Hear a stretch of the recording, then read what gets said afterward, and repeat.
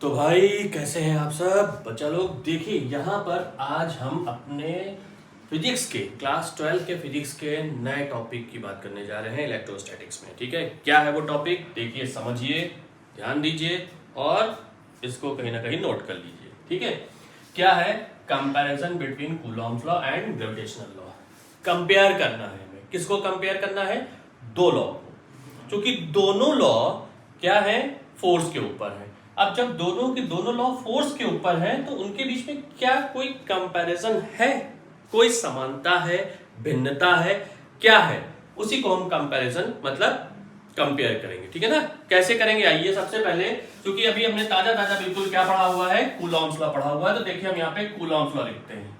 अब Coulomb's law जब हम लिखें तो मैथमेटिकल एक्सप्रेशन लिख लें उसका, क्या है भाई, F is equal to K Q1 Q2 upon R square, लिख लिया। अब देखिए ग्रेविटेशनल लॉ, अब कूलॉम्स लॉ, तो ग्रेविटेशनल लॉ किसका है, वो न्यूटन्स लॉ ऑफ ग्रेविटेशन है।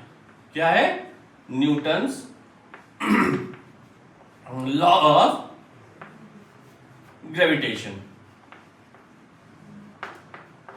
अच्छे से समझ लीजिए भाई, ठीक है, क्योंकि ये बहुत इंपॉर्टेंट है आपके बोर्ड के नजरिए से भी। ठीक, अब देखिए यहां पर क्या था, हमने कूलॉम्स लॉ का फॉर्मूला लिख लिया और साथ ही साथ ग्रेविटेशनल लॉ का मतलब न्यूटन्स लॉ ऑफ ग्रेविटेशन या ग्रेविटेशनल लॉ का भी फॉर्मूला लिख लिया। अब हमारे पास कंपैरिजन करने के लिए चीजें आ गई। क्या, आइए देखिए, यहां पर कुछ चीजें हम बनाते हैं, कुछ काम करते हैं। अगर हम कूलॉम्स लॉ की बात करें तो कूलॉम्स लॉ तो पॉइंट चार्जेस, याद रखिएगा, पॉइंट चार्जेस Q1 और Q2 के बीच के लिए होता है।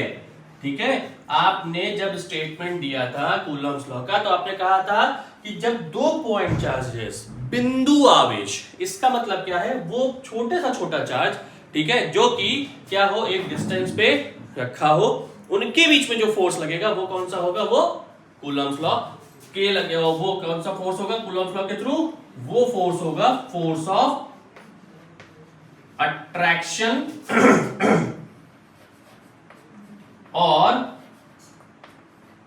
रिपल्शन। याद रखिएगा भाई, कौन सा, फोर्स ऑफ अट्रैक्शन और रिपल्शन। मतलब इसमें जो फोर्स का नेचर है वो अट्रैक्शन और रिपल्शन का, मतलब यहां पर ये जो फोर्स है इसको हम क्या कहते हैं, इलेक्ट्रोस्टैटिक फोर्स। कौन सा, इलेक्ट्रोस्टैटिक फोर्स। अब एक चीज याद रखिए, ये दोनों के दोनों जो चार्ज हैं इनके लिए सबसे बड़ी चीज क्या है, स्टेशनरी। क्या चीज है, स्टेशनरी। पहले तो कूलॉम्स लॉ के बारे में ही चीजें जानिए। स्टेशनरी, स्टेशनरी का मतलब एट रेस्ट। अब आपके दिमाग में एक चीज आई होगी, क्या, तुरंत आपके दिमाग में एक क्वेश्चन आना चाहिए, क्योंकि आप फिजिक्स के स्टूडेंट हैं तो आपके दिमाग में एक क्वेश्चन आना चाहिए कि सर अगर हम एटम की बात करते हैं तो एटम में हमारे प्रोटॉन होता है, ठीक है, न्यूक्लियस में, और उसके शेल में इलेक्ट्रॉन होता है। ठीक, बिल्कुल सही कह रहे हैं आप। उनके बीच में एक डिस्टेंस होती है जिसे हम एटॉमिक रेडियस कहते हैं। ठीक है ना, होती है कि नहीं होती, बिल्कुल बिल्कुल सही कह रहे हैं आप, सोचते जाइए और बढ़ते जाइए आगे। अगर इनके दोनों के बीच में डिस्टेंस है, इसको अगर हम Q1 चार्ज मान ले, इसको हम Q2 चार्ज मान ले, तो क्या इनके बीच में फोर्स आएगा कि नहीं आएगा, बिल्कुल आएगा। आप सुनिए और समझिए यहीं पर, क्योंकि ये इलेक्ट्रॉन ऐसे ऐसे मूव करता है, कोई भी इलेक्ट्रॉन या कोई भी चार्ज पार्टिकल अगर किसी पर्टिकुलर शेल में या पर्टिकुलर ऑर्बिट में मूव कर रहा है, पर्टिकुलर फील्ड में मूव कर रहा है, तो उसके बीच में जो, उसके ऊपर जो फोर्स लगता है उसको हम कहते हैं लॉरेंट्ज फोर्स। कौन सा फोर्स कहते हैं, लॉरेंट्ज फोर्स, क्योंकि वो किसी ना किसी स्पीड से मूव कर रहा है, किसी ना किसी एंगल पे मूव कर रहा है। ठीक है, ये आपको मैग्नेटिक फील्ड में पढ़ाया जाएगा जब हम मैग्नेटिज्म की बात करेंगे। ठीक, तो स्टेशनरी कंडीशन प्राइमरी है। अब क्या यहां पे ये जो फोर्स लग रहा है ये कौन सा फोर्स होगा, ये जो लॉरेंट्ज फोर्स है ये मैग्नेटिक फोर्स है। कौन सा फोर्स है, मैग्नेटिक। इसका मतलब क्या होगा कि क्या मैग्नेटिक ही फोर्स लगेगा, तो ये क्या कूलॉम्स लॉ गलत हो गया, नहीं, गलत नहीं हुआ। सबसे पहले अगर हम इसको यहां पे ये मान ले स्टेशनरी है, मतलब इलेक्ट्रॉन और प्रोटॉन की कंडीशन, सिर्फ और सिर्फ इस कंडीशन को देखें तो दोनों के बीच में जो फोर्स लगेगा वो कौन सा फोर्स होगा, वो यही वाला होगा। कौन सा, F is equal to K Q1 Q2 upon R square. लेकिन जब हम इलेक्ट्रॉन की कंडीशन को देखते हुए चलेंगे तो इलेक्ट्रॉन क्या है, घूम रहा है, घूम रहा है, घूम रहा है, तो उस कंडीशन पे इलेक्ट्रॉन पे जो फोर्स लगने वाला होगा वो कौन सा होगा, वो एग्जैक्टली मैग्नेटिक फोर्स हो जाएगा। दिमाग याद रखिएगा, ये फिजिक्स है। फिजिक्स में सबसे बड़ी जो सबसे खूबसूरत चीज है वो यही है कि हम एक साथ एक बार में कई चीजें पढ़ते हैं, ठीक है ना। तो ये याद रखिएगा, पहली चीज समझ में आ गया। मतलब हम यहां पर जो बात करेंगे वो किसके लिए करेंगे, कूलम्स लॉ में मोस्टली 99.9%, 1% ये आपके सामने अपवाद, ठीक है, ठीक। 99.9% हम किसकी बात करेंगे, स्टेशनरी चार्जेस की बात करेंगे, ठीक है, ठीक। वो स्टेशनरी चार्जेस कैसे होंगे, पॉइंट साइज, पॉइंट ऑब्जेक्ट होंगे, ठीक है ना। दूसरी चीज, इनकी डिस्टेंस ज्यादा हो सकती है, कम भी हो सकती है, ठीक। अब इनके बीच में जो फोर्स लग रहा है वो इसको बहुत ही तेजी से क्या कर रहा है, या तो रिपेल कर रहा है, या अट्रैक्ट कर रहा है। देखिए अट्रैक्शन और रिपल्शन का है।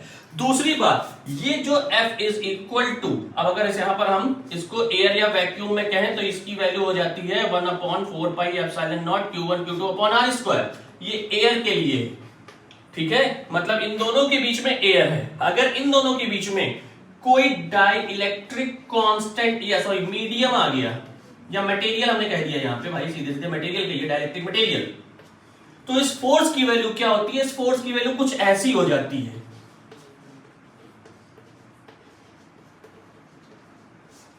ऐसी हो जाती है। मतलब अगर हम अपने कूलम्स लॉ की बात करें तो ये मटेरियल मीडियम लॉ है। कूलम्स लॉ की अगर हम बात करें तो मटेरियल मीडियम लॉ है। इसका सीधा सा मतलब हो गया कि यहां पर जो मीडियम है वो बहुत बड़ा रोल प्ले करता है। मीडियम आएगा फोर्स घटेगा, मीडियम जाएगा मीडियम हटेगा, एयर रहेगी तो फोर्स का अमाउंट बढ़ेगा, ठीक है। और सबसे बड़ी बात, जब कोई भी ऑब्जेक्ट किसी को बांधता है, अट्रैक्ट करता है, रिपेल करता है, तो उसका नेचर, उसकी वैल्यू, उसकी क्वांटिटी, ठीक है, बहुत ज्यादा होती है। मतलब उसका अमाउंट बहुत तेज होता है, मतलब उसका अमाउंट बहुत ज्यादा होता है, मतलब वो बहुत ही स्ट्रांगली बिहेव करता है। वर्ड को ध्यान दीजिए, बहुत ही स्ट्रांगली बिहेव करता है, ठीक। हो गई इतनी चीजें। आइए कौन सा लॉ है ये, सिमिलरिटी देखिएगा, यहां पर क्या है, इनवर्स स्क्वायर, यहां पर भी इनवर्स स्क्वायर, ठीक है। तो ये इनवर्स स्क्वायर लॉ है। Both law are inverse square law, clear. अब आइए, अब हम आगे बढ़ते हैं किसकी तरफ, ये तो हमने पढ़ लिया, ये हमारा हो गया कूलॉम्स लॉ के बारे में। कौन सा हो गया ये हमारा, कूलॉम्स लॉ, ठीक है। इतनी चीजें आपको पता चल गई होंगी, ठीक, दिमाग में बैठा लीजिए अच्छे तरीके से, ठीक है। अब हम यहां पे अगर अपने ग्रेविटेशन की बात करें, आइए भाई, ग्रेविटेशनल लॉ की बात में ही हमारे सबसे बड़े दिमाग में चीजें आती है, दो सेलेस्टियल ऑब्जेक्ट, हैवी ऑब्जेक्ट, क्या आ गया ये, हैवी ऑब्जेक्ट।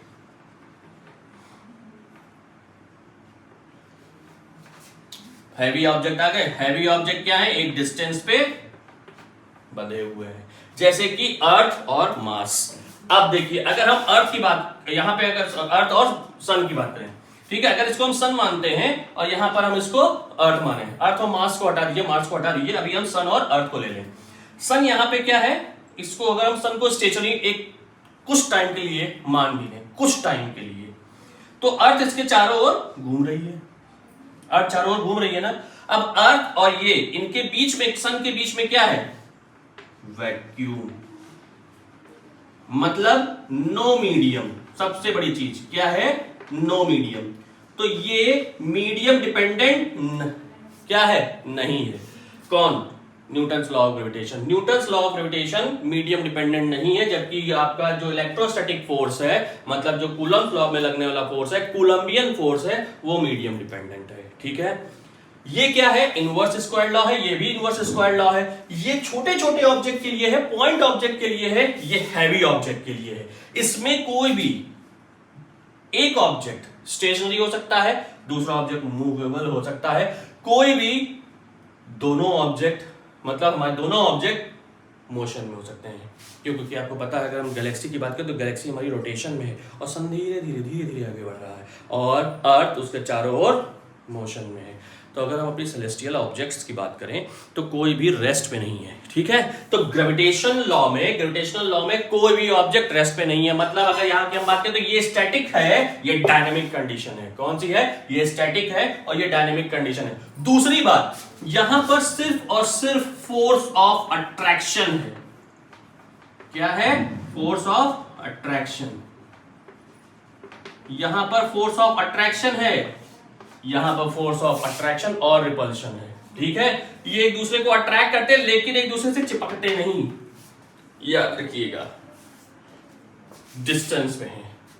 यहां पर इन ऑब्जेक्ट को आप पास में लाते हैं, फिर दूर ले जा सकते हैं, ठीक है। अब यहां की जो कंडीशन होती है, एक चीज याद रखिएगा, हमेशा याद रखिए, मैं बार बार बता रहा हूं, हमारे अगर हम अपनी अर्थ पे ही कह लें, ठीक है, हमारी अर्थ पे ग्रेविटेशन फोर्स है, लेकिन उससे ज्यादा कहीं ना कहीं ये है, क्योंकि आपने एटॉमिक थ्योरी पढ़ी हुई है, ठीक है, मैटर के बारे में आपने पढ़ा हुआ है, ठीक। तो कूलम्बियन फोर्स, इलेक्ट्रोस्टैटिक फोर्स ज्यादा है, ठीक है। दूसरी बात, ये यहां पर कंडीशन क्या आती है? यहां पर कंडीशन ये आती है कि ये सिर्फ और सिर्फ अट्रैक्ट करेगा, इनके बीच में मीडियम नहीं होगा, ठीक है। ये एक तरीके से वीकेस्ट हो जाएगा, ये वीकेस्ट है। किससे? इससे, कूलम्बियन फोर्स से। क्यों वीकेस्ट है? क्योंकि अगर हम एक पॉजिटिव और एक निगेटिव को ले लें तो पॉजिटिव और निगेटिव के बीच में जो फोर्स लगता है वो फोर्स ऑफ अट्रैक्शन का होता है। मतलब ये कहीं ना कहीं एक दूसरे को बहुत ज्यादा अट्रैक्ट करेंगे और हो सकता है मिल जाए, ठीक है। यहां नहीं होता, ये दोनों ऑब्जेक्ट दूसरे को अट्रैक्ट कर रहे हैं लेकिन मिल नहीं रहे, क्योंकि यहां पे जो फोर्स लगेगा वो कहीं ना कहीं सेंट्रीपिटल फोर्स प्रोवाइड कर देगा, कहीं ना कहीं वो सेंट्रीपिटल फोर्स प्रोवाइड कर देगा, ठीक है। क्यों? क्योंकि अगर ये सेंटर है, ये एक सेंटर है और इससे एक ऑब्जेक्ट यहाँ पे बंधा हुआ है, तो जब ये इसके चारों ओर घूमेगा तो इसकी जो डायरेक्शन ऐसी होगी, ठीक है, तो यहाँ पर जो फोर्स लगने लगेगा वो कौन सा होगा? mv²/r। ये याद रखिए, ठीक है। ये था आपका कंपैरिजन, जो कि बहुत इंपॉर्टेंट है, बहुत ज्यादा इंपॉर्टेंट है, मैं बार बार कह रहा हूं, ठीक है। तैयार कर लीजिए बच्चा लोग।